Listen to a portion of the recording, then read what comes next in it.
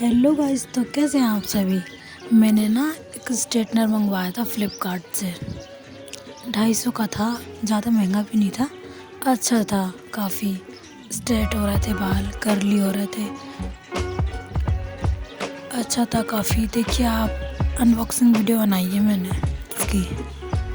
मेरे को चीज़ें का अनबॉक्सिंग करना ना बहुत अच्छा लगता है। Bye, subscribe for more.